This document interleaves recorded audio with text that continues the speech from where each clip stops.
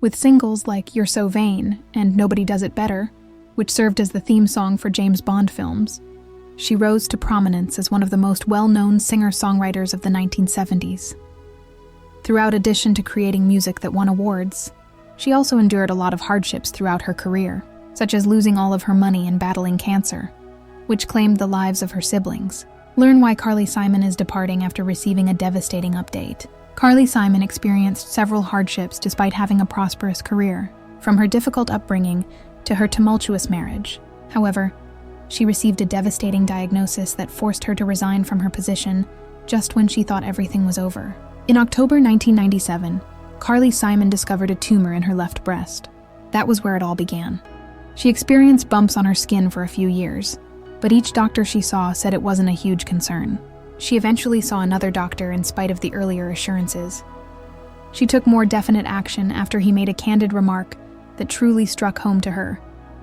"I'd rather see it in a jar than in your breast." After being informed of what was wrong, Carly underwent medical procedures. During a mastectomy, the afflicted breast was surgically removed. After that, she underwent chemotherapy and reconstructive surgery. She had to spend one night in the hospital for the surgery. She claimed that throughout her hospital stay, medical professionals removed the malignant tissue and offered her options for additional care.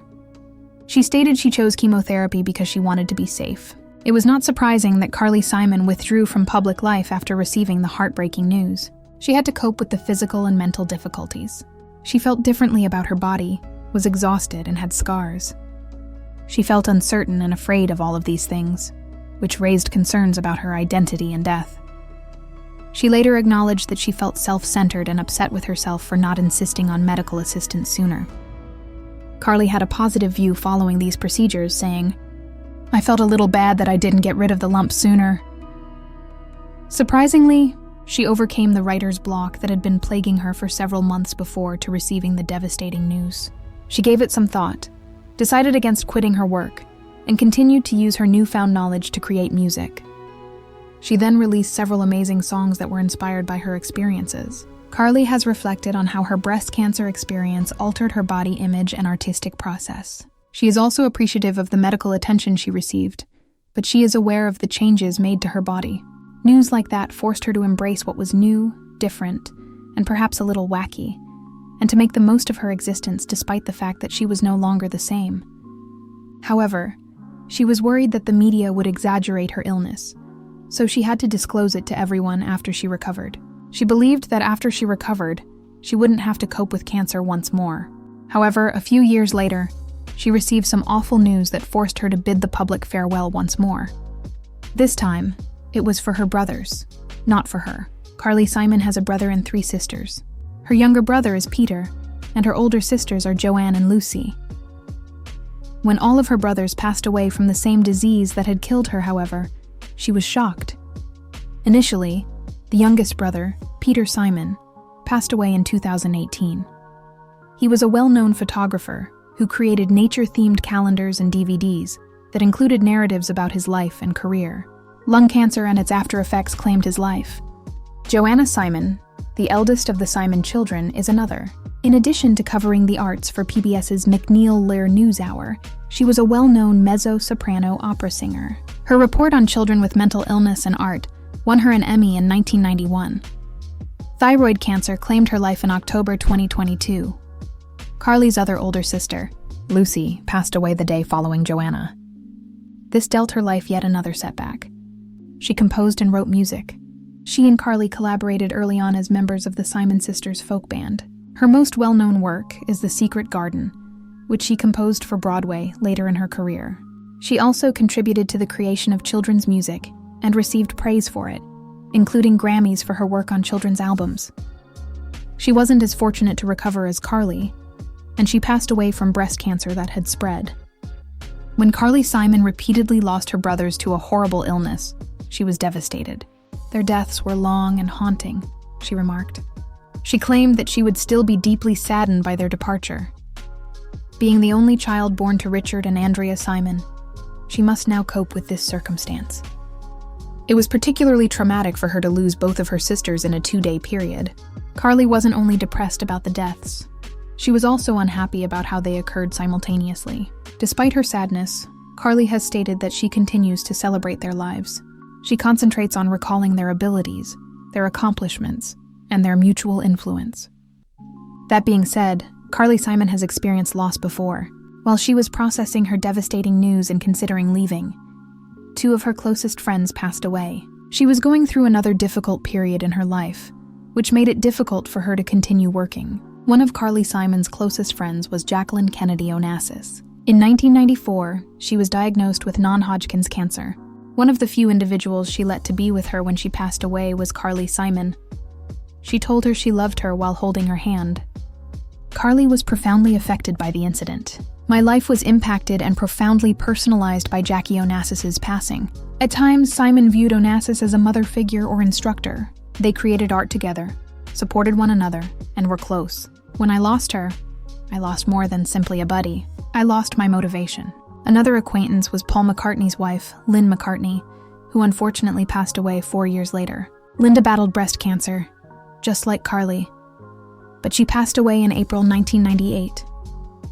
Carly was receiving treatment for breast cancer at the time of her loss, so it was particularly painful for her. She claimed that she was devastated by Linda's passing. Linda's illness and her own health issue occurred simultaneously. In 1995, Linda received a cancer diagnosis, which grew worse over time. By 1998, it had spread, and she passed away that year. Having 2 conflicts at the same time exacerbated Carly's mental suffering, which was diagnosed in 1997.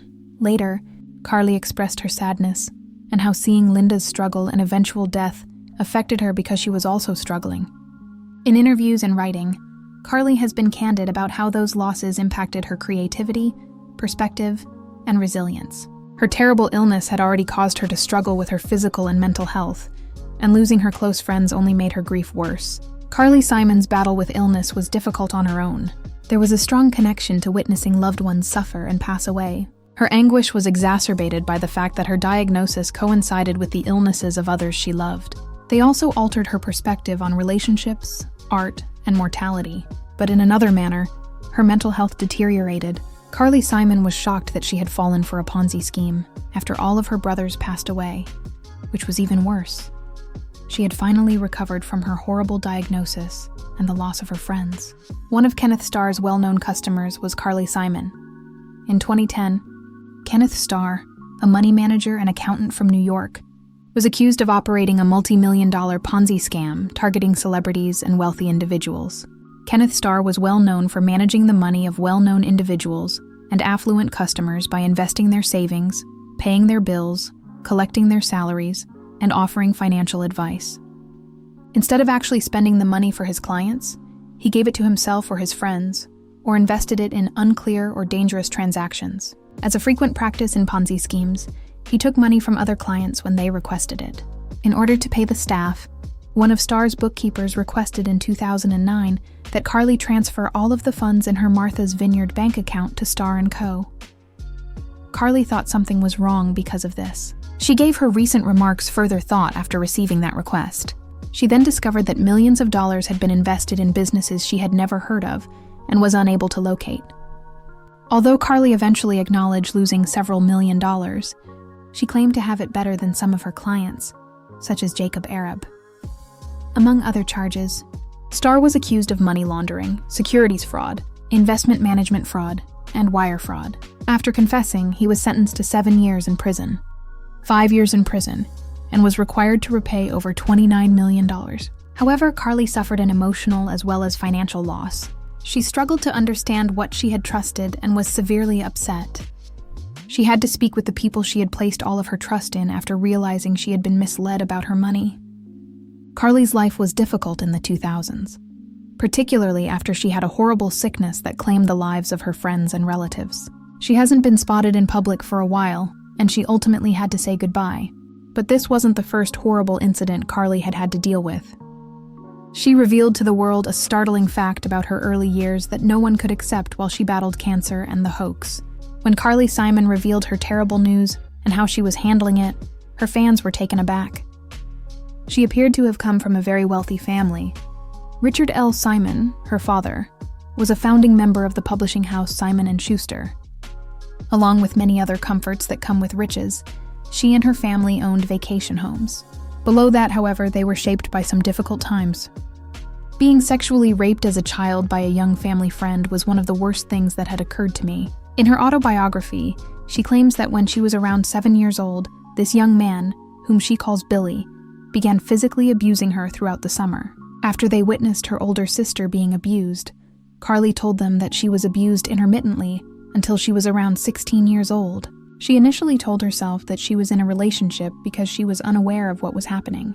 Her mother expelled him from the house for a summer after learning of the abuse. Every time she thinks about that, Carly added, her reaction is oddly mild. Carly developed a severe stutter about the same period, at the age of 6 or 7. I was anxious, self-conscious, and felt horrible about myself because of the speech issue. She claimed that she was unable to speak up in class even when she knew the answers. She was also teased by her pals, and she was too afraid to move in public or social situations. It also caused her a great deal of mental suffering over time. She referred to some of the anguish as the beast, a malevolent force associated with her embarrassment and terror of her own words and voice. Carly's life was made much more painful by her family's issues. Her father experienced periods of depression and health problems. In 1960, when Carly was around 15 years old, he passed away. That was an awful loss. Her mother was having an affair with a younger man who worked in the house at the same time. Simon claims that there was a lot of mental instability in the household as a result of her mother's betrayal of her father and the secrecy surrounding everything.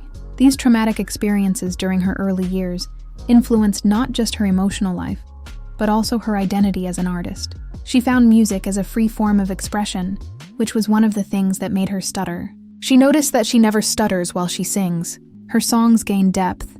She became more vulnerable, and she developed a more nuanced understanding of suffering and intimacy as a result of the abuse and familial grief. According to those who knew her well, she struggled for years to find her voice following her early injuries, both literally and symbolically. However, she excelled at her career after moving out. She was unaware that she would face additional challenges in her marriage. Carly Simon and James Taylor first crossed paths in the early 1970s.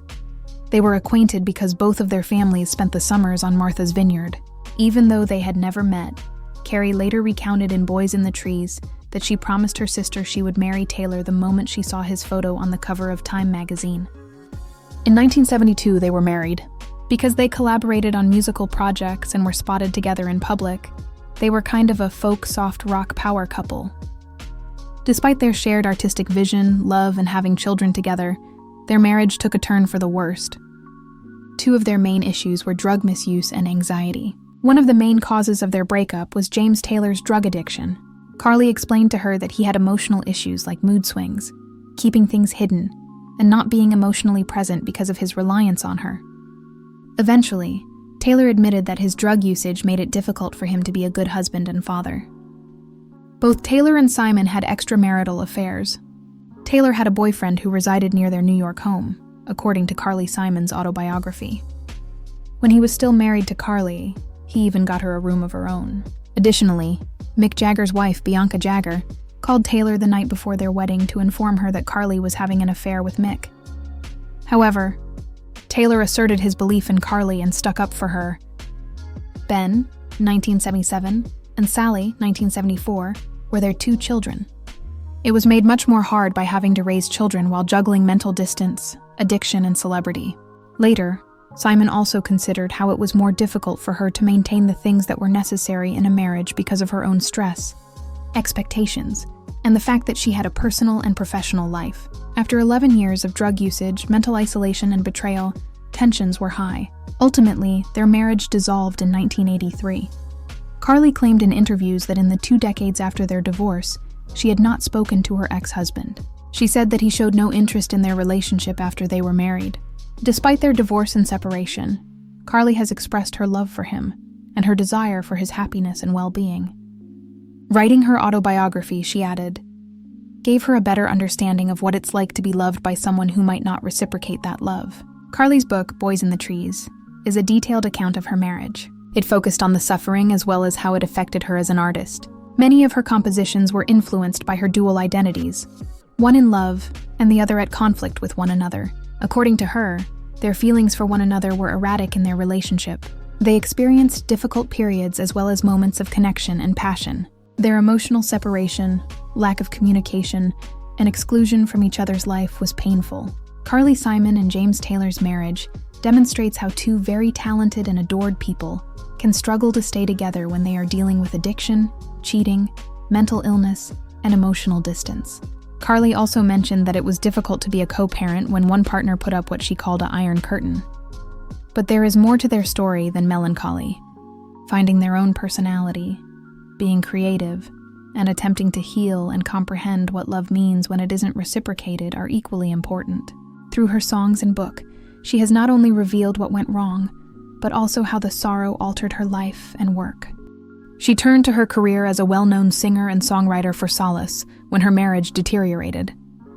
But she didn't always have an easy time. When the well-known Harvey Weinstein pursued her, she was in yet another dire circumstance. Carrie informed everyone that she was invited to a movie screening at Camp David by Harvey Weinstein. In front of Bill and Hillary Clinton, he suddenly handed her a cheap guitar that wasn't tuned correctly and instructed her to play it. She claimed that the guitar was out of tune and that one of the strings was broken, which made her feel awful. In another instance, Weinstein asked her to assist with the soundtrack for a small Japanese animated film that his wife was then working on. Simon completed the score and hired players, all while acting honorably. Weinstein never did, and when she asked him how she would be compensated, he simply replied, "We'll figure it out later." Carly claimed that since she was defrauded of her money and received no compensation for her labor, this unpaid job was equivalent to rape. And in and of itself, this is a very bad thing.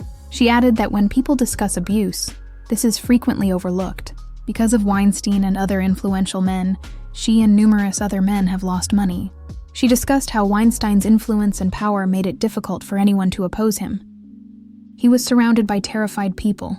People occasionally acted out of fear, a need for opportunities, and a belief that coming out or saying no could harm their career. Simon connected her experiences to the broader Dr. Me Too movement during interviews to promote her book, Touched by the Sun. According to her, financial exploitation and sexual harassment are sometimes confused, yet both may be humiliating and traumatic. She has advocated for a more serious approach to financial abuse. Carly has struggled with mental health issues from childhood and continues to do so. After a terrible illness, she found it particularly difficult to say goodbye. From an early age, Carly's struggles influenced both her life and her art. She began to stutter severely at the age of 6, and it persisted until she was a teenager. Because of her stammer, she had feelings of embarrassment, anxiety, and fear when she was around other people. She began experiencing panic attacks when she was 8 or 9 years old, particularly when she had to perform or be in front of large crowds. She became so terrified of the stage that she either blacked out or was unable to continue during certain performances. She has previously struggled with depression. She has discussed days when she feels really despondent, but it has also been connected to her anxiety episodes. People frequently experience difficult things during these periods, such as losing loved ones, being uncertain about the future, or dealing with the pressures of celebrity. She has utilized a variety of methods to cope with her issues, including writing, music, songs, pharmaceuticals, psychotherapy, which she has been attending since she was 11 years old, and other activities that she claims help her express herself aloud. Her mental health issues resulted in headaches, which are brought on by stress and neurological issues. She had to eventually say goodbye since these things made her mental health issues worse. Although we like Carly Simon's song, not many people have watched it because of how difficult her life has been. She and her brothers gradually withdrew from the spotlight after receiving a devastating prognosis. What is your favorite Carly song? In the box below, type your thoughts. Thank you for viewing. I'll see you later.